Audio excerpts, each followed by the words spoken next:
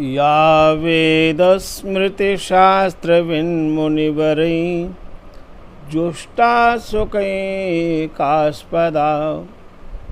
देवी सम्पदलङ्कृता भगवता श्रेष्ठेन संरक्षिता। या वर्णाश्रमधर्मसारहृदया कामार्थमोक्षप्रदा नित्या विश्वहितैषिणी विजयते सा वैदिकी संस्कृति। नित्या विश्वहितैषिणी विजयते सा वैदिकी संस्कृति। या दीनेषु दया परा धृतिमती या सत्यधर्मान्विता या दानप्रवणा सुभक्तिनिलया यज्ञार्चिषा द्योतिनी। औदार्यं स्वजने तवा परजने सन्धारयत्यञ्जसा विश्वे विश्वजनैर्नुता विजयते सा भारती संस्कृति। विश्वे विश्वजनैर्नुता विजयते सा भारती संस्कृति। सर्वा यत्र वसुन्धरा सुमयिता भात्येकनीडं यथा श्रान्ता कष्टशता कुला हिमनुजा विन्दन्ति यत्राश्रयम्। सौशील्यं ददति गुणैकनिलया सारल्यशोभाधिका भव्या भारतभूमिजा विजयते सा पावनी संस्कृति। भव्या भारतभूमिजा विजयते सा पावनी संस्कृति। आज हम मानव जीवन के निर्माण के लिए, मानव जीवन के उत्थान के लिए और मानव जीवन में सब प्रकार के सद्गुणों के संचार के लिए हमारे वेद आदि शास्त्रों में और भारत के प्राचीन ऋषियों ने 16 संस्कारों का विधान किया। मानव जीवन में इन 16 संस्कारों का समावेश हो, मानव जीवन में इन 16 संस्कारों का सुपालन हो तो हम अपने जीवन में निश्चित रूप से परम दिव्यता को प्राप्त कर सकते हैं। इन 16 संस्कारों के द्वारा अपनी शारीरिक, मानसिक, बौद्धिक, प्राणिक और आत्मिक उन्नति प्राप्त कर सकते हैं। संस्कार का अर्थ क्या है? संस्कारो ही गुणांतर आधानम। महर्षि चरक कहते हैं सद्गुणों का आधान करना ही संस्कार है। किसी को नया स्वरूप, नया निर्माण, नया भाव एवं नया बोध आदि देना संस्कार का अर्थ है। मानव द्वारा मानव निर्माण की कला संस्कार है। माता पिता, आचार्य, गुरु एवं ज्ञानीजन संस्कारों के संवाहक, संप्रेरक और सन्मार्गदर्शक हैं। आज हम इन 16 संस्कारों पर क्रमशः विचार और चिंतन करेंगे और इसके साथ अपने पारिवारिक जीवन में इन संस्कारों के समायोजन का साथ साथ अपने मन में संकल्प भी करेंगे। 16 संस्कारों में क्रमशः गर्भाधान प्रथम, द्वितीय पुंसवन, तृतीय सीमंतोन्नयन, चतुर्थ जातकर्म, पंचम नामकरण, षष्ठ निष्कर्मण, सप्तम अन्नप्राशन, अष्टम मुंडन, नवम कर्णवेद, दशम उपनयन, एकादश वेदारंभ, द्वादश समावर्तन, त्रयोदश विवाह गृहस्थ, चतुर्दश वानप्रस्थ, पंचदश संन्यास और षोडश संस्कार है अंत्येष्टि।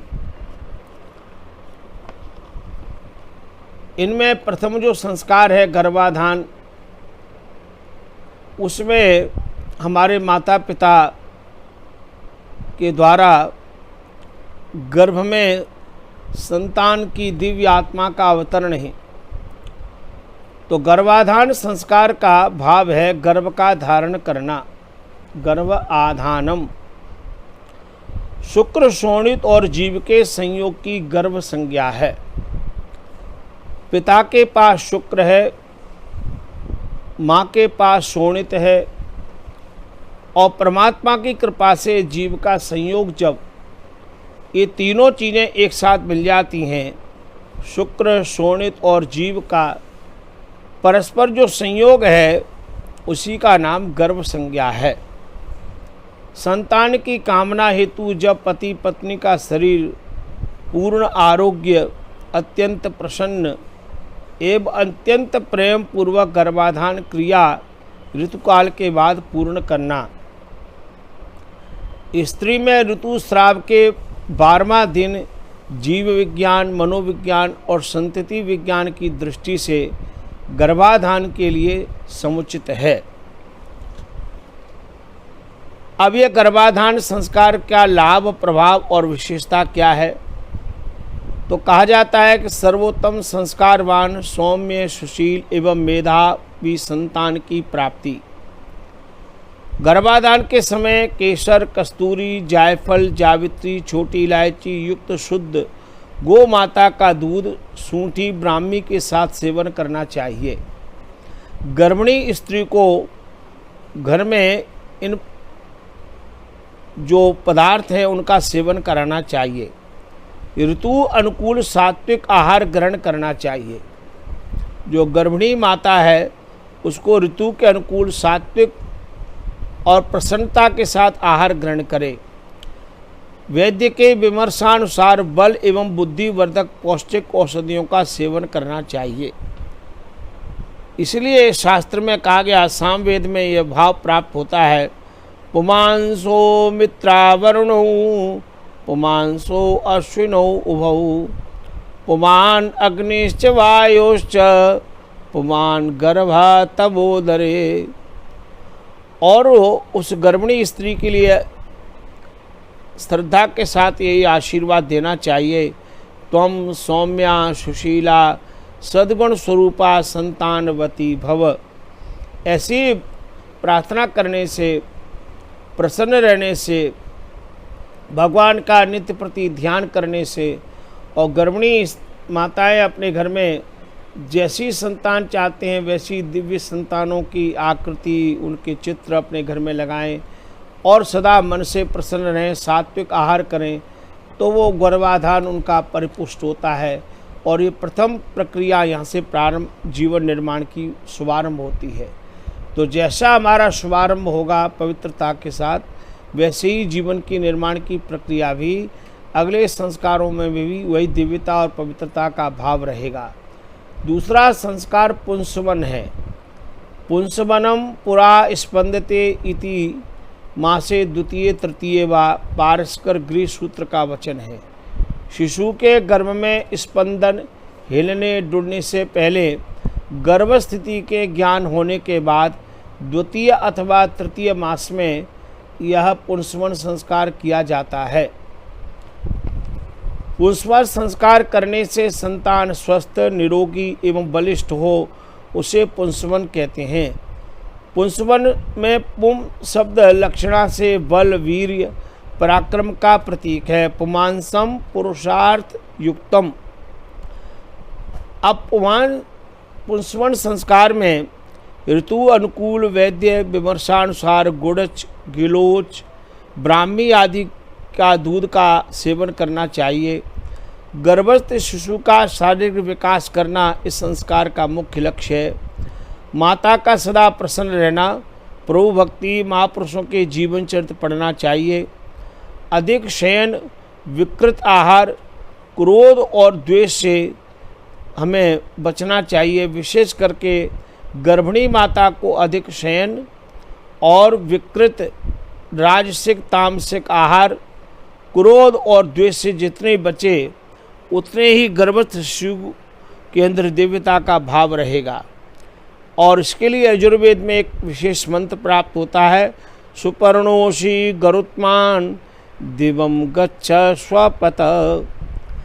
और यहाँ पुंसवन संस्कार में हमें आशीर्वाद देना है गर्भिणी माता के लिए, त्वं सौम्या सुशीला सद्गुण स्वरूपा संतानवती भव।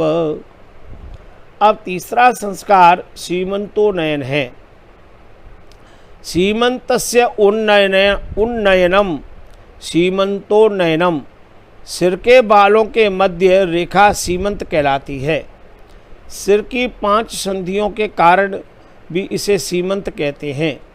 सिर का उन्नयन अर्थात मानसिक तथा बौद्धिक विकास का प्रभाव ही सीमंतोन्नयन है।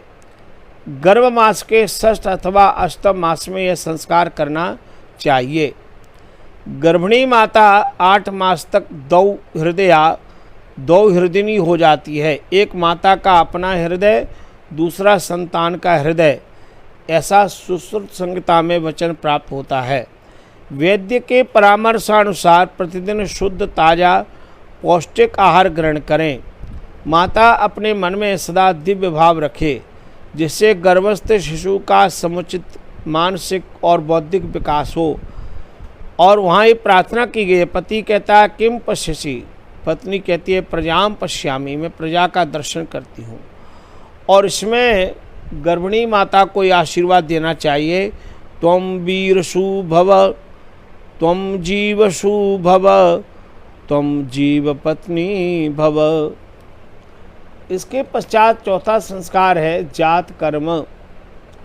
जात कर्म संस्कार संतान के उत्पन्न होने के बाद किए जाने वाले कर्मों को करना ही जात कर्म है। शिशु जन्म के बाद उसके मुख, नाक, कान एवं अंगों की सफाई ध्यान से करना चाहिए। मातुरेव पिबेत स्तन्यम तत्परम देह वृद्धे, ये वचन प्राप्त होता है। इसका भाव है जननी का दूध संतान के लिए देह पुष्टि एवं बल वृद्धि का सर्वोत्तम आहार है। इसलिए माताओं को अपने स्तन का पान अपनी संतान को कराना चाहिए, जिससे वह शरीर से परिपुष्ट होता है और उसमें बल और बुद्धि का विकास भी निरंतर होता है। शिशु के जीव पर शहद घृत लेकर स्वर्ण से ओम लिखें।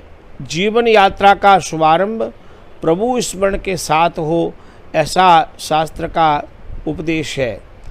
बच्चे के दक्षिण कान अर्थात दाहिने कान में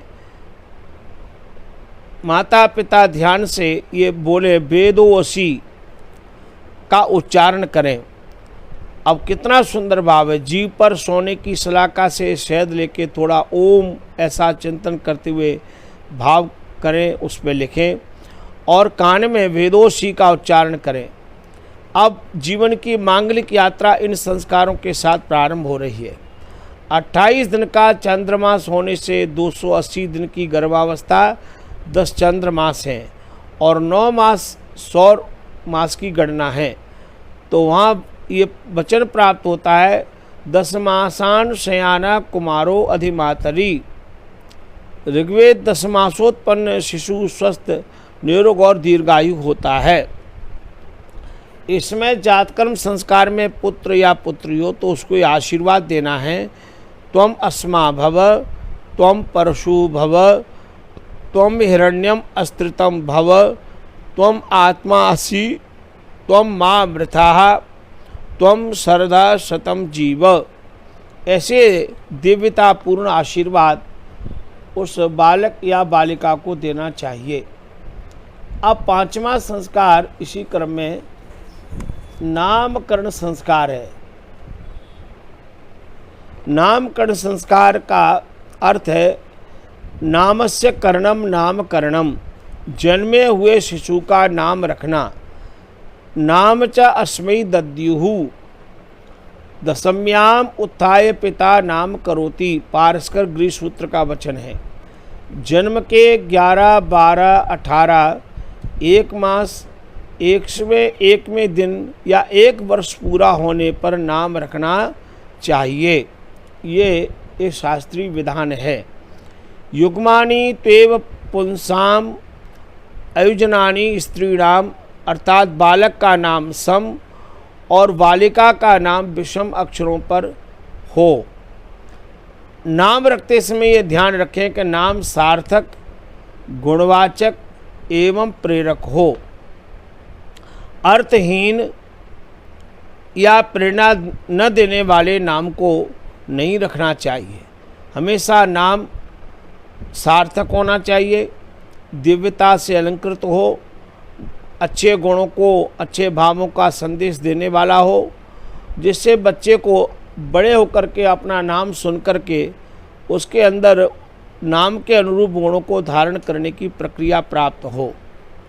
तो इस समय नामकरण संस्कार में जो आशीर्वाद देना है वह आशीर्वाद कितना दिव्यता से परिपूर्ण है।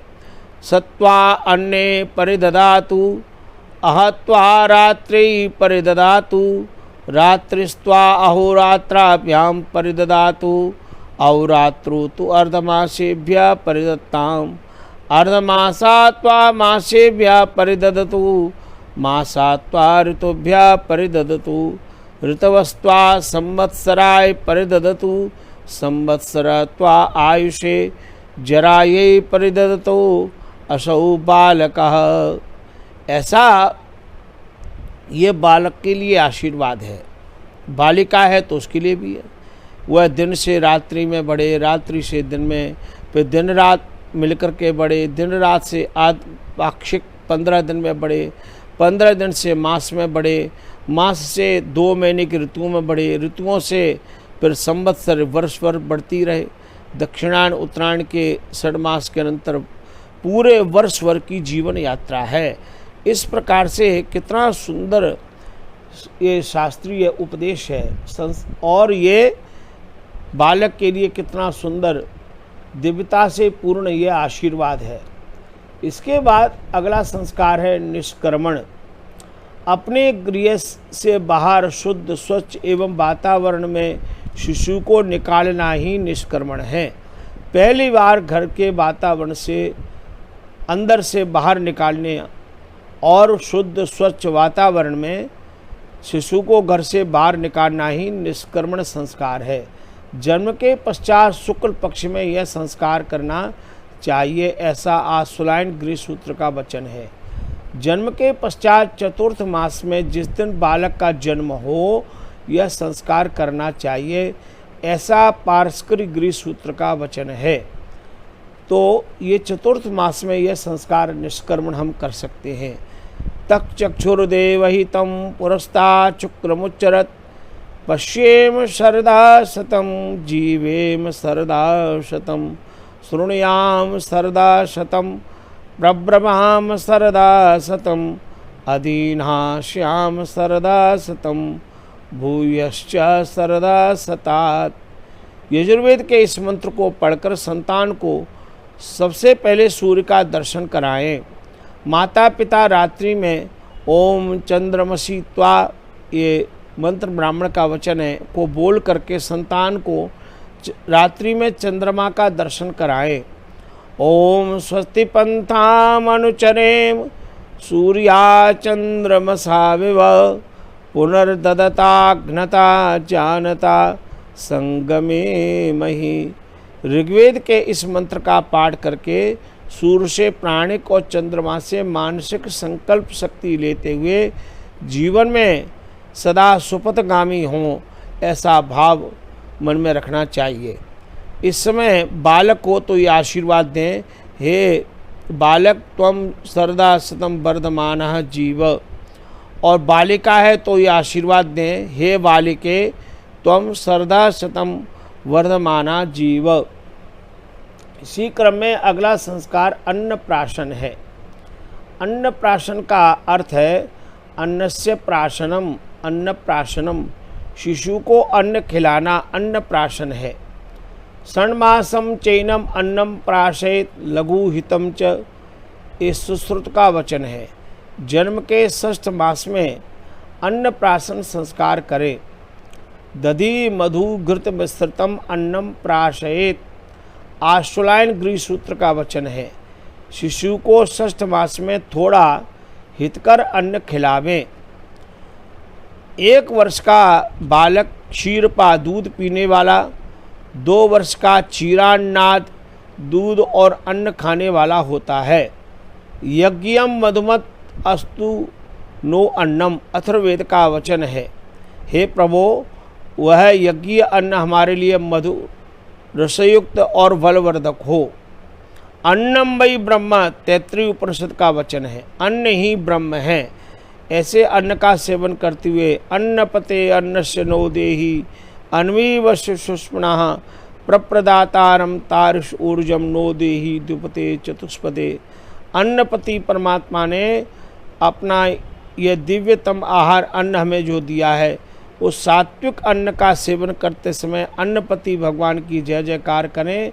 उस अन्नपति भगवान ने हमें जो आहार सर्वोत्तम दिया अन्न आदि पदार्थ, उनका हम प्रथम बार सेवन कर रहे हैं, इसलिए उसमें अन्नपति भगवान की जय जयकार करें और ये आशीर्वाद दें, हे बालक त्वम अन्नपति अन्नादः वर्धमानः भूयाः। इसी क्रम में अगला संस्कार मुंडन संस्कार है। केश छेदन को मुंडन संस्कार कहते हैं। सांवत्सरिकस्य चूड़ाकरणम, पारस्कर गृहसूत्र का वचन है। 1 वर्ष में मुंडन संस्कार करना चाहिए।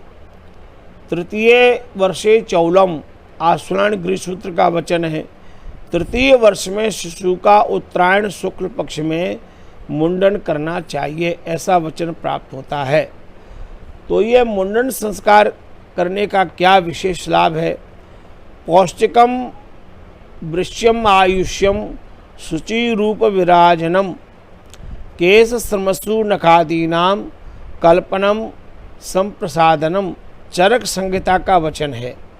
केश, दाढ़ी, मूछ तथा नखों को काटने से पुष्टि और आयु की वृद्धि होती है। मुंडन से गर्भावस्था में उत्पन्न केशों से बंद रोम छिद्र खुल जाते हैं। मुंडन से रोग निवृत्ति, आयु वृद्धि और शारीरिक पुष्टि होती है। और इसमें मुंडन संस्कार बड़े विधि विधान के साथ करना चाहिए और मंत्रों के साथ यज्ञ करें और नाई को बुलाएं और बड़ी श्रद्धा के साथ मुंडन संस्कार करें, केश छेदन कराएं। उसके बाद आशीर्वाद दें, हे बालक त्वम आयुष्मान तेजस्वी वर्चस्वी भूयाः। इसी क्रम में अगला संस्कार है कर्णवेद संस्कार। कर्णवेद का अर्थ है कर्णयो वेधनम, कर्णवेधनम, दोनों कानों में छिद्र करना ही कर्णवेद संस्कार है। कर्णवेदो वर्षे 3 पंचमे व आश्वलायन गृहसूत्र का वचन है। कर्णवेद 3 अथवा 5 वर्ष में करना चाहिए। बालक का पहले दाहिना फिर बायां कान और बालिका हो तो पहले बायां फिर दाहिना कान छेदना चाहिए। कर्णवेद करने से पुरुष में पूर्ण पुरुषत्व और स्त्रियों में पूर्ण स्त्रीत्व की वृद्धि होती है। प्राचीन काल में पुरुषों का भी कर्णवेद संस्कार होता था। वर्तमान समय में बहुत से स्थानों पर बहुत परिवारों में बालकों का भी कर्णवेद संस्कार होता है। रामायण काल में आप देखेंगे या द्वापर युग में भी सब कर्णवेद संस्कार का प्रचलन पुरुषों का भी था। तो हमें कर्णवेद संस्कार बालक और बालिका का दोनों का समान रूप से करना चाहिए। तो इसे करने से पूर्ण पुरुषत्व और बालिका है तो उसमें स्त्रीत्व की वृद्धि होती है। स्त्री के कानों में सोना धारण करने से मासिक धर्म नियमित और स्त्री रोग में भी लाभ मिलता है। कर्णवेद करने से आंत्रवृद्धि हर्निया रोग नहीं होता है। तो उस समय ये आशीर्वाद देते हैं, हे बालिके त्वम आयुष्मती वर्चस्विनी तेजस्विनी विद्यावती भव। और बालक है तो आशीर्वाद देना, हे बालक त्वम आयुष्मान वर्चस्वी तेजस्वी विद्यावान भव। अब इसी क्रम में अगला संस्कार बहुत दिव्य है, उपनयन संस्कार। इसी को हम यज्ञोपवीत संस्कार भी कहते हैं। उपनयन को ही यज्ञोपवीत संस्कार भी कहा जाता है। 8 वर्ष तक अपनी संतान का बसंत ऋतु में यज्ञोपवीत अवश्य ही करें, जिससे शिशु की उत्तम शिक्षा का शुभारंभ हो सके। यज्ञोपवीत धारण करने से मेधा, प्रज्ञा, विद्या, बल और श्रद्धा की वृद्धि होती है। भारतीय संस्कृति में यज्ञ में यजमान यज्ञोपवीत धारण करें। यज्ञोपवीत के 3 तंतु धागा 3 ऋणों पितृऋण, ऋषि ऋण और देव ऋण से ऋण होने तथा ज्ञान, कर्म और उपासना ब्रह्म ग्रंथि की ब्रह्मगांठ ब्रह्म की आराधना का दिव्य भाव है। ब्रह्मनिष्ठ और ब्रह्मपरायण होने का संदेश उस ब्रह्म ग्रंथि से हमें प्राप्त होता है। ब्रह्म का साचर्य, ब्रह्म का सामीप्य सदा बना रहे, यह ब्रह्मगांठ, यह ब्रह्म ग्रंथि हमें यह संदेश और प्रेरणा प्रदान करती है। उस समय हमें बालक को आशीर्वाद देना है, हे बालक त्वम आयुष्मान तेजस्वी वर्चस्वी भूयाः। इसी क्रम में अगला संस्कार वेदारंभ संस्कार है। वेदानाम आरंभा वेदारंभः, जो गायत्री मंत्र से लेके सांगोपांग चारों वेदों के अध्ययन के लिए नियम धारण करना वेदारंभ संस्कार है। उपनयन संस्कार के दिन अथवा सुविधानुसार 1 वर्ष के अंदर इस संस्कार को अवश्य ही करें। सभी का 8 वर्ष तक यज्ञोपवीत के साथ आचार्य के पास शिक्षा प्राप्त हेतु वेदारंभ संस्कार करना चाहिए। अग्नि, ताप, प्रकाश को धारण करने से इसकी निधिपा संज्ञा है। इसी तरह संकलित अग्नि की तरह विद्यार्थी ब्रह्मचारी भी नियमित विद्या का संकलन करें। आचार्योपनयमानो ब्रह्मचारिणं कृणुते गर्भम अंतः तम रात्रि तिस्रा उदरे विभर्ति तम जातम द्रष्टुम अवसंयन्ते देवाः। यह अथर्ववेद का उपदेश है कि आचार्य ब्रह्मचारी को अपने गर्भ में धारण करता है और आचार्य उसको जीवन के निर्माण का एक संकल्प का शुभारंभ होता है। ब्रह्मचारी की मेखला कमर कसना कर्मयोग के दृढ़ संकल्प का भाव है। उस समय हमें आशीर्वाद देना है, हे बालक त्वम विद्याभ्यासी विद्यानुरागी भव। अब बालक या बालिका है तो उसका विद्याभ्यास और विद्या में अनुराग हो। तो वेदारंभ संस्कार शिक्षा का शुभारंभ है। ये भारत की प्राचीन काल की संस्कारों की कितनी दिव्यता है कि वेदारंभ संस्कार के द्वारा अब शिक्षा का शुभारंभ हो गया है और अब शिक्षा का व्रत धारण कर लिया है, अब विद्या व्रत धारण कर लिया है। अब विद्याव्रती बनकर के अपने आचार्य के पास जाकर के विद्या को निरंतर श्रद्धा के साथ पढ़ना है और विद्या के श्रेष्ठ गुणों को जीवन में धारण करना है। ऐसे विद्याव्रती बनने का ये वेदारंभ संस्कार है। इसी क्रम में अगला संस्कार है समावर्तन। समावर्तन का अर्थ है सम्यक्तया आवर्तनम पुनरागमनम इति। उत्तम शिक्षा गुरु से प्राप्त करके पुनः घर वापस आना समावर्तन है। गुरो सकाशा लब्ध्वा प्राप्तानुज्ञायेन स समावृतः। अमर कोश का वचन है, गुरु के पास से उत्तम शिक्षा प्राप्त करके पुनः घर गृहस्थाश्रम धारण करने के लिए आना समावर्तन संस्कार है। वेदाध्ययन की समाप्ति पर समावर्तन करें। एक विद्या स्नातक मंत्रविद होता है, व्रत स्नातक आत्मविद होता है, और विद्या व्रत स्नातक दोनों में पूर्णता का प्रतीक है। ये 3 तरह के स्नातक होते हैं। पहला स्नातक विद्या स्नातक, जो मंत्रविद होता है, मंत्र के भाव को जानता है। दूसरा व्रत स्नातक, जो आत्मविद होता है, आत्म बोध आत्मज्ञानी हो जाता है। और तीसरा है विद्या व्रत स्नातक, जो मंत्रविद भी है और आत्मविद भी है, दोनों में जिसने पूर्णता प्राप्त कर ली है। तो आचार्य का दीक्षांत उपदेश उसमें अपने ब्रह्मचारी के लिए होता है। यह भारतीय संस्कृति का कितना दिव्य स्वरूप है। आचार्य ने अपने विद्यार्थी को संपूर्ण रूप से विद्या प्राप्त कराई। अब विद्यार्थी आचार्य के कुल से अपने घर की ओर आ रहा है, तब आचार्य उपदेश करता है, और यह उपदेश हमें तैत्तिरीय उपनिषद में पढ़ने को प्राप्त होता है। आचार्य अपने शिष्य से कहता है, सत्यम वद, सत्य बोलो, धर्मम चर, धर्म का आचरण करो, स्वाध्यायान मा प्रमदः, स्वाध्याय में कभी प्रमाद मत करना। जैसे तुमने आचार्य के कुल में रहकर के विद्याध्ययन किया है, ऐसे अपने घर जाकर भी विद्याध्ययन अवश्य करना। मातृदेवो भव, अब तुम्हें अपने घर में माँ मिलेगी, माँ को देवता मानो, माँ की आज्ञा का पालन करो, और तुम्हें अपने घर में अब पिता के दर्शन होंगे। पितृदेवो भव, पिता को देवता मानो, और आचार्य के कुल में रहे तो आचार्य से शिक्षा प्राप्त की। तीसरा उपदेश था आचार्य देवो भव, आचार्य को देवता मानो। और चौथा भाव था घर में कोई अतिथि आ जाए, कोई ऐसा विद्वान सन्यासी महात्मा आचार्य आए तो अतिथि देवो भव, उसको अतिथि को देवता मान करके स्वीकार करो, उसको अतिथि सत्कार करो। और इस समय हम एक संकल्प और कर सकते हैं जो वर्तमान समय की बहुत बड़ी आवश्यकता है, वो है राष्ट्र देवो भव, राष्ट्र को देवता मानो।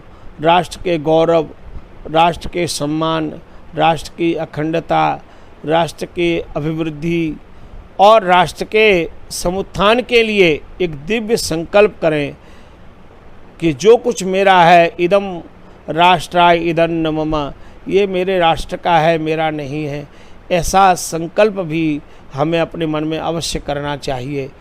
और आचार्य एक बात कहते हैं, स्वाध्याय प्रवचनाभ्याम न प्रमदितव्यम, तुम्हें अपने जीवन में स्वाध्याय और प्रवचन में कभी आलस्य नहीं करना चाहिए। ऐसा आदेशः एष उपदेशः, यही आचार्य का आदेश है और यही उपदेश है। और ये प्रार्थना की गई बालक को आशीर्वाद देते हुए, हे बालक तुम ज्ञानवान, शीलवान, सदाचारवान भव, ये उपदेश है। बालिका है तो उसको हम इसी तरह से, हे बालिके तुम ज्ञानवती, शीलवती, सदाचारवती भव, ऐसा उपदेश और आशीर्वाद हमें देना चाहिए। इसी क्रम में अब अगला एक दिव्य पूर्ण संस्कार है। अब आचार्य के पास विद्या प्राप्त करके बालक का समावर्तन हो गया, घर में आ गया, तब एक संस्कार है विवाह संस्कार और गृहस्थाश्रम में प्रवेश। पूर्ण ब्रह्मचर्य व्रत, विद्या बल को प्राप्त, गुण कर्म स्वभाव में तुल्य, परस्पर प्रीति युक्त, संतान उत्पत्ति, उत्तम कर्म करने के लिए स्त्री और पुरुष का संबंध होना विवाह है। इसी का नाम पाणी ग्रहण संस्कार है। पाणी माने हाथ को ग्रहण करना, एक दूसरे के हाथ को स्वीकार करना। तो ये विवाह संस्कार कितना दिव्यता के भावों से परिपूर्ण है और हमें इसी श्रद्धा के साथ विवाह संस्कार करना चाहिए। ऐहिक और पारलौकिक सुख प्राप्ति के हेतु विवाह करके परोपकार करना, नियत काल में ईश्वर उपासना, गृह कृत्य करना, सत्य धर्म में ही अपना तन मन धन लगाना तथा धर्मानुसार संतानों की उत्पत्ति करना, यही गृहआश्रम है। तो विवाह संस्कार ये 13वां संस्कार है। इस संस्कार में आज हम समाजों में देख रहे हैं कि बहुत से श्रद्धालु व्यक्ति बहुत उत्तमता के साथ आचार्य को बुला करके, विद्वान आचार्य के द्वारा अपने बालक या बालिका का बड़ी श्रद्धा के साथ संस्कार करते हैं, बड़ी श्रद्धा के साथ बैठते हैं। जो समय निश्चित है उस समय पर संस्कार करते हैं और पूरा परिवार बैठ करके और सभी लोग श्रद्धा के साथ संस्कार की महिमा को सुनते हैं और ऐसे विद्वान आचार्य को बुलाते हैं जो संस्कार कराने में बहुत प्रवीण हैं। ऐसे जो एक एक मंत्र की व्याख्या करें और जिनके गृहस्थ जीवन का विवाह होने जा रहा है, वो वर वधू विवाह संस्कार में उनको उत्तम उपदेश की प्राप्ति हो, जिससे उनके आने वाला वैवाहिक जीवन, गृहस्थ जीवन सुख, ऐश्वर्य और समृद्धि से परिपूर्ण हो। तो इसलिए विवाह संस्कार के समय विद्वान आचार्य को बुलाना चाहिए और संस्कार के लिए पर्याप्त समय देना चाहिए। संस्कार बहुत श्रद्धा से करना चाहिए और मंडप बहुत अच्छा बना करके, हमारे देश में मैंने स्वयं देखा है और ऐसे विवाह संस्कार में हमने कराते हुए भी अनुभव प्राप्त किया है कि जो बहुत श्रद्धा सम्मान के साथ योग्य विद्वान आचार्य से संस्कार कराते हैं, उन बालक और बालिका अर्थात वर और वधू के जीवन में वे दिव्यता के संस्कारों का समाधान होता है। लेकिन बहुत से लोग इसका महत्व तो नहीं समझते। बाकी क्रियाओं में विवाह उनको अच्छे भोजन के रसास्वादन को ही विवाह समझते हैं, नाचना कूदना बैंड बाजे को बजाना ही विवाह समझते हैं और बहुत ज़्यादा बड़ी संख्या में अतिथियों को बुला करके उनकी बाहर की व्यवस्था में लगे रहना ही, बड़ा विशाल पंडाल बना लेना, हजारों लोगों को भोजन कराने को विवाह समझते हैं। वे ये नहीं जानते कि ये सारी क्रियाएं बाहरी हैं। मुख्य जो उद्देश्य है वर वधू के लिए संस्कार, वो संस्कार गौण हो जाता है और बाहर की क्रियाएं प्रमुख हो जाती हैं। इसलिए मेरा ऐसे लोगों से निवेदन है कि जब आप विवाह संस्कार कराने जा रहे हैं, आपका बालक है या बालिका है, तो बाकी क्रियाएं भी आप कीजिए, सामाजिक मर्यादा का पालन भी कीजिए, अच्छे मित्रों को भोजन भी कराइए, आने वाले अतिथियों का सत्कार भी कीजिए। आप अन्य क्रियाएं भी जितनी श्रद्धा से करते हैं उसमें सबसे ज़्यादा श्रद्धा, सबसे ज़्यादा समय संस्कार को देना चाहिए। मैंने ऐसे लोगों को भी देखा है जो बहुत धनाढ्य है, बहुत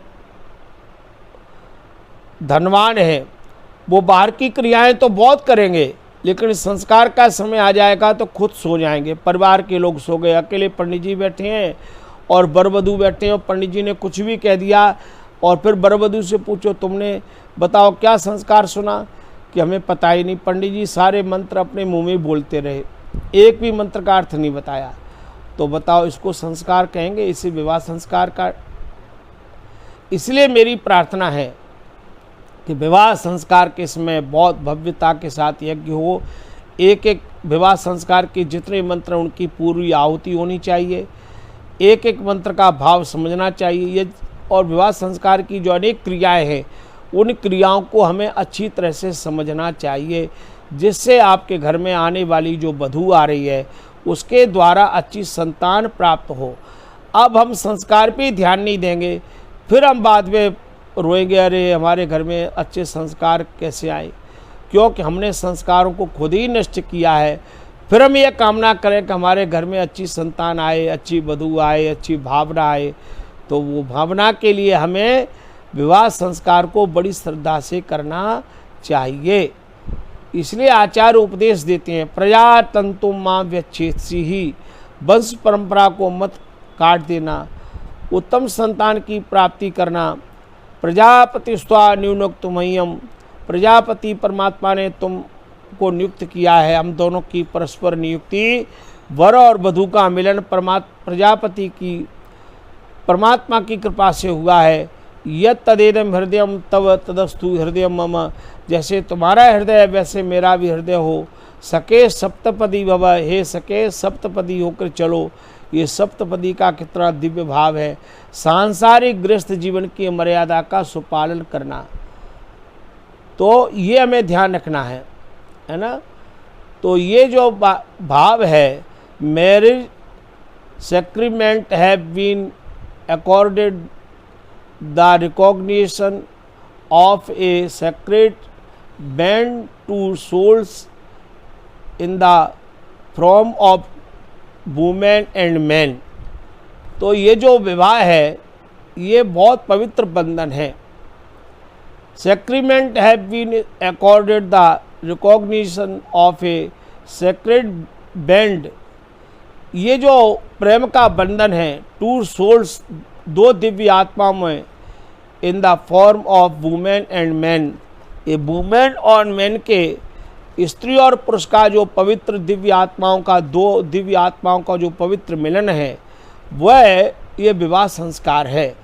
इसलिए जब दो दिव्य आत्माओं का परस्पर मिलन हो रहा है तो वो यज्ञ के साथ हो, वेद मंत्रों के साथ हो, विवाह की संपूर्ण क्रियाओं के साथ हो। इसलिए मेरी प्रार्थना है कि विवाह के कार्य को बहुत ही श्रद्धा के साथ करना चाहिए, उनको आशीर्वाद देना चाहिए। और जितने विवाह संस्कार में लोग आते हैं वो वर वधू के लिए शुभ कामना करें, आशीर्वाद दें। केवल भोजन करने के लिए आए ऐसा भाव मन में नहीं होना चाहिए। भोजन तो सामान्य क्रिया है। जिस वर वधू का विवाह हो रहा है उसको आशीर्वाद देना ही हमारा प्रमुख लक्ष्य होना चाहिए। तब हमारे भारत में अच्छे संस्कार वाले गृहस्थी होंगे तो अच्छे परिवार का निर्माण होगा, अच्छे समाज का निर्माण होगा और इससे अच्छे राष्ट्र का निर्माण होगा। और अच्छे राष्ट्र का निर्माण के द्वारा हम मानवता का निर्माण होगा। तो गृहस्थेन एव धार्यन्ते तस्मात् ज्येष्ठाश्रम गृही। ये गृहस्थ आश्रम जीवन के निर्माण की प्रक्रिया है, इसीलिए गृहस्थ आश्रम सबसे श्रेष्ठ आश्रम है। चाणक्य ने चाणक्य नीति में गृहस्थ आश्रम की महिमा का वर्णन करते हुए लिखा, सानंदम सदनम सुताश्च सुधया कांता प्रिया लापिनी इच्छा पूर्ति धनम स्वयोषितिरति स्वाज्ञा परा सेवका। इच्छा पूर्ति धनम स्वयोषितिरति स्वाज्ञा परा सेवका। आतिथ्यम प्रभु पूजनम प्रतिदिनम मिष्ठान्नपानम गृहे साधो संगमुपासते च सततम धन्यो गृहस्थाश्रम। साधो संगमुपासते च सततम धन्यो गृहस्थाश्रम।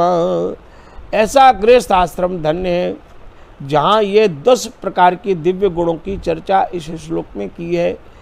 तो ये दिव्यता हमारे परिवारों में सदा स्थापित रहे, ऐसी मंगल कामना करनी चाहिए। और इसमें वर वधू को आशीर्वाद देना है, सौभाग्यम अस्तु शुभम भवतु सत्या संतु पूर्णा भवन्तु सफला संतु यजमानस्य कामः। और इसके बाद अगला संस्कार है 14वां, वानप्रस्थ। बने प्रकर्षेण तिष्ठति, जो प्रकृष्ट भाव से वन में रहता है वह वानप्रस्थी मुनि है। गृहस्थ में जब पुत्र के भी पुत्र हो जावे तब पुरुष वन में जाकर स्वाध्याय, तप, संयम, मौन धारण और योगाभ्यास करे। ब्रह्मचर्य अथवा गृहस्थ से वानप्रस्थ में प्रवेश करे। तो ऐसा एक दिव्य वचन, दिव्य भाव महाकवि कालिदास ने रघुवंश में रघुकुल के राजाओं के संबंध में लिखा है। शैशवे व्यस्त विद्यानां यौवने विषयिषीणां वार्धक्ये मुनिवृत्तीनां योगे नान्ते तनुत्यजाम। वहाँ ये कहा गया वार्धक्य मुनिवृत्ति नाम। रघुकुल के राजा शैशव काल में विद्या का अभ्यास करते हैं, विद्यावृत्ति बनते हैं। और यौवने विषयिषीणाम, युवावस्था में विषयों का उपभोग करते हैं। और तीसरी जब अवस्था आती है वार्धक्य, तो वार्धक्य में मुनिवृत्ति नाम, मुनिवृत्त हो जाते हैं। तो भगवत गीता में भगवान श्री कृष्ण ने भी मुनि की प्रशंसा करते हुए लिखा, स्थिति धी मुनि रुच्यते। जिसकी बुद्धि स्थिर है ऐसा स्थित प्रज्ञ व्यक्ति मुनि कहलाता है। तो वानप्रस्थी वेदाभ्यास तथा प्रणव का ध्यान करता हुआ ब्रह्मनिष्ठ होवे। वानप्रस्थी सबसे मित्र भाव और प्राणी मात्र पर अनुकंपा करे। और ऐसे वानप्रस्थी के लिए ये भावना है, उसको आशीर्वाद है, तुम जितेंद्रिया स्वाध्यायशीला आत्मान भव। आजकल बहुत से हमें ऐसे ऋषिकेश में, हरिद्वार में, मथुरा में, काशी में, हमारे तीर्थ स्थानों में बहुत आश्रमों का ऐसा दिव्य स्वरूप है जहाँ जाकर के लोग वानप्रस्थ अवस्था में रहते हैं।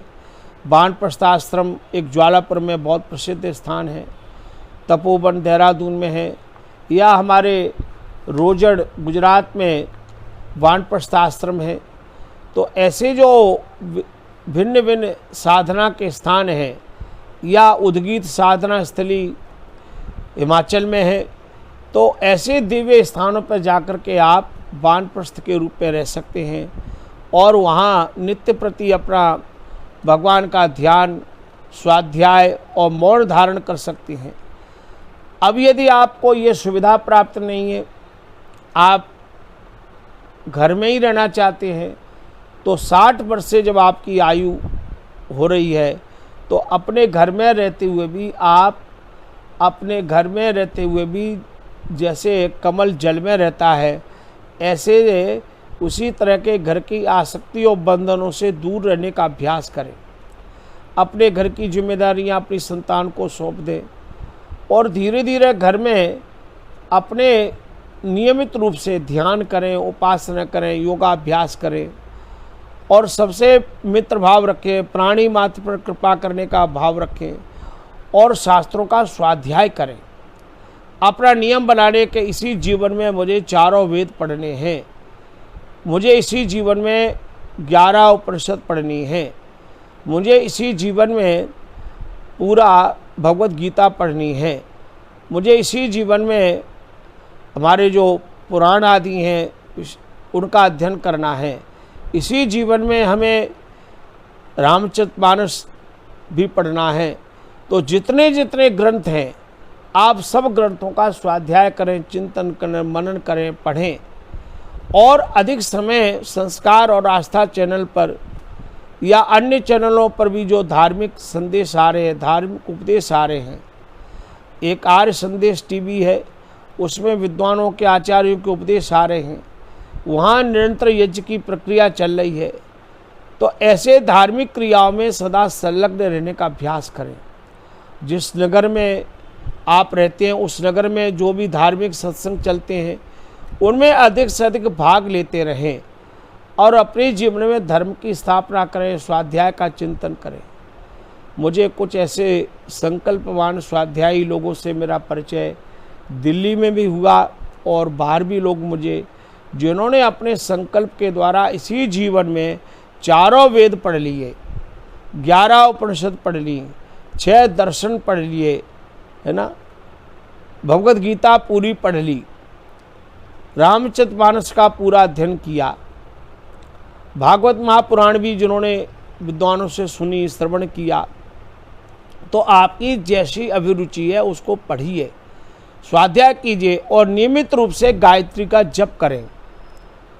निश्चय कर ले गायत्री का जप करना है, अपनी दिनचर्या में इस प्रकार का जप का अनुष्ठान करें, मौन व्रत धारण करें, तो यह वानप्रस्थ जीवन हम अपनी दिव्यता का निर्माण कर सकते हैं।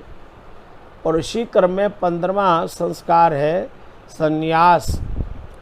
संन्यास का अर्थ है पूर्ण वैराग्य भाव ही संन्यास है। समन्यास संन्यास, परिव्राजक ही सन्यासी है। नित्यम सत्य कर्मसु आस्ते स्थिरी भवति येन स संन्यासः संन्यासो विद्यते यस्य स संन्यासी। पुत्रैषणा वित्तैषणा लोकैषणा मया परित्यक्ता मत्ता सर्वभूतेभ्यो अभयम अस्तु। शतपथ ब्राह्मण का वचन है कि सन्यासी पुत्रैषणा वित्तैषणा लोकैषणा का परित्याग करे और मुझसे सब प्राणियों को अभय हो। मत्ता सर्वभूतेभ्यो अभयम अस्तु, ये सन्यासी का उद्घोष है कि अब मेरे द्वारा सारे प्राणियों को अभय होगा। अब किसी प्रकार का कोई भय मेरे अंदर नहीं रहेगा और मेरे द्वारा भी किसी को भय और संताप की प्राप्ति नहीं होगी। मेरे पास भी जो आएगा उत्तम उपदेशों के द्वारा समाज और मानव जाति का मैं कल्याण करूँगा। बहि सूत्रम त्यजेत ब्रह्म सूत्रम धारयेत, ब्रह्म भावमयम सूत्रम धारयेत। अब सन्यासी बाहर का जो यज्ञोपवीत के 3 धागे हैं उनको परित्याग कर दे। बहि सूत्रम त्यजेत ब्रह्म सूत्रम धारयेत, ब्रह्मनिष्ठ ब्रह्म प्रायण होकर के ब्रह्म की आराधना में निमग्न रहे। ब्रह्म भावमयम सूत्रम धारयेत, ब्रह्म के भावमय सूत्र को धारण करे। ऐसा दिव्य स्वरूप सन्यासी का हो जाता है। स शिखम वपनम कृत्वा शिखा ज्ञानमयी यस्य। अब वो शिखा का भी परित्याग कर देता है। अब चोटी भी सन्यासी के पास नहीं रहती और उसकी शिखा ज्ञानमयी हो जाती है। ज्ञान की आराधना ही उसकी शिखा चोटी बन गई है। सन्यासी परिव्राजक के रूप में सदा धर्मोपदेश और सत्य का उपदेश करे। समाज में धर्म और सत्य, ईश्वर भक्ति और मानव जाति के कल्याण के लिए सदा उपदेश करता रहे। चतुर्मास करे। चतुर्मास में रहकर के सन्यासी मानव जाति के लिए कल्याण का उपदेश करे। गृहस्थियों को सदा सन्मार्ग का उपदेश करे। और सन्यास के लिए ये प्रार्थना है, उसके लिए आशीर्वाद का भाव है।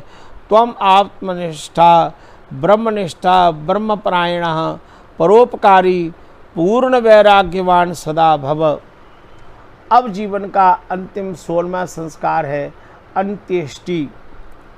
अंत्येष्टि अंत्य प्लस इष्टि कर्म, अंत्येष्टि कर्म जीवन का अंतिम कर्म। यह नरमेध और नर याग भी कहलाता है। भस्मांतम शरीरम, यजुर्वेद के 40वें अध्याय का यह वचन है। शरीर भस्मांत होने वाला है ना। कितना भाव है। और ये प्रार्थना की गई कि भगवान से ये प्रार्थना करते हुए चले कि परमात्मा आपके ओम नाम का स्मरण करते हुए भगवान के ध्यान में हमारा शरीर मग्न रहे। और ये प्रार्थना करते हुए चलें कि ये जो शरीर मुझे मिला है, आज इस शरीर का अंत परिणाम भस्म है। और उससे पहले ईश्वर में ध्यान करते हुए रहें। इसलिए शास्त्र में जिनके घर में भगवत गीता है तो मेरा उनसे निवेदन है, गीता के 2 अध्याय के 11वें श्लोक से 30 श्लोक तक पढ़िए। उसमें भगवान श्री कृष्ण ने आत्मा और शरीर के, देह और देही के स्वरूप का बहुत सुंदर निरूपण किया है। और वहाँ भगवान श्री कृष्ण कहते हैं कि जातस्य ही ध्रुवम मृत्यु ध्रुवम जन्म मृतस्य च तस्मात् अपरिहार्यार्थे न तुम सोचितुम अर्हसि। जात से ध्रुवम मृत्यु, जो उत्पन्न हुआ है संसार में उसकी मृत्यु निश्चित है। और ध्रुवम जन्म मृतस्य च, मरने वाले का जन्म भी सुनिश्चित है। इसलिए मृत्यु शब्द की रचना हम देखें तो मृत्यु, मृत माने मिट्टी, पंचमहाभूतों का समावेश हो गया। यू मिश्रणा, मिश्रणे धातु से यू शब्द बना है। तो 5 महाभूतों का मिश्रण ही जीवन है और उनका पृथक पृथक होना ही मृत्यु है। और आप विचार करें, जब कोई व्यक्ति संसार से चला जाता है, हमारा प्रिय व्यक्ति, तो हम क्या कहते हैं कि हमारे वह प्रिय व्यक्ति चल बसा। अब इस चल बसा जो क्रिया है इसको हम समझें, शरीर से कोई चला है, फिर कहीं जाकर के दूसरे जन्म में बस गया, दूसरा शरीर धारण कर लिया, तो हम कहते हैं चल बसा। आत्मा चली है और वो दूसरे शरीर में जाके बस गई तो हमने कहा चल बसा। इसी तरह हम एक वाक्य प्रयोग करते हैं, अमुक व्यक्ति चल बसे, वह चला है और कहीं बस गया। एक प्रयोग हम करते हैं, अमुक व्यक्ति मर गए। अब मरा कौन है और गया कौन है? तो शरीर मरा है जो पंच महाभूतों से बना है, वो शमशान घाट में जाके जल गया, समाप्त हो गया। पंच महाभूतों में विलीन हो गया। और गया कौन है? आत्मा गई है। वह आत्मा पर अंतरिक्ष में विचरण करते हुए नए शरीर को धारण करती है। तो ये जो अंत्येष्टि संस्कार है, ये बहुत ही जीवन के लिए प्रेरणा और अपने द्वारा अपने उत्थान का मार्ग है। अंतकाले मामेव स्मरण मुक्ता कलेवरम। भगवान श्री कृष्ण गीता में कह रहे हैं, अपने इस कलेवर शरीर को छोड़ते हुए क्या करना? अंतकाले मामेव, भगवान का ध्यान करते हुए इस शरीर को छोड़ना है। ओम इत्येकाक्षरम ब्रह्म, ओम इस एकाक्षर ब्रह्म का ध्यान करते हुए, भगवान के नाम का जप करते हुए, भगवान की आराधना करते हुए, गायत्री मंत्र का जप करते हुए, भगवान के ध्यान और उपासना में बैठे बैठे शरीर छूट जाए, ऐसी स्थिति आ जाए। इसलिए महाकवि कालिदास ने रघुकुल के राजाओं के विषय में लिखा था, शैशवे व्यस्त विद्यानाम यौवने विषयिषीणाम वार्धक्ये मुनिवृत्तीनाम योगेनान्ते तनुत्यजाम। योगेन अन्ते तनुत्यजाम, वे रघुकुल के राजा योगाभ्यास के द्वारा तनु तेजाम, तनु कहते हैं शरीर को, तेजाम छोड़ने वाले थे। तो वे योगाभ्यास की क्रियाओं द्वारा शरीर का परित्याग कर देते, योग निष्ठ होकर के बैठते थे। योगाग्निमयम तपः, ये श्वेताश्वतर उपनिषद में वचन प्राप्त होता है। योगाग्नि रूप से शरीर भगवान के बैठ जाए ध्यान में। परीक्षित इस योगाग्नि रूप में बैठ करके और तक्षक सर्प के काटने से पूर्व ही अपनी दिव्यता के उपदेशों को ग्रहण करके परीक्षित ने स्वयं योगाग्नि रूप तप से शरीर को प्रज्वलित किया, उस दिव्यतम अवस्था को प्राप्त किया, योगाग्निमय शरीर हो गया।